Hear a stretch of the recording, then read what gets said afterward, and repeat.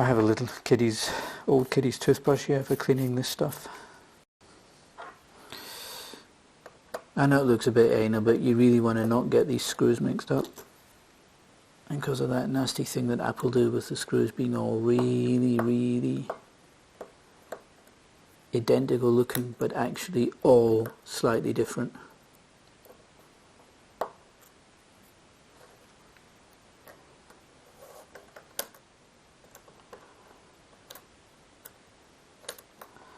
Okay, this one, there you go.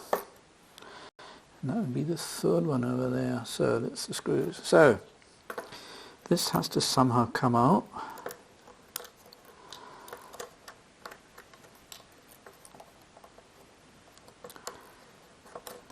Sheesh.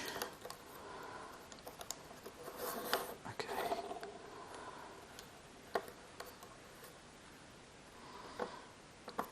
I think I'm going to take this little pin here off.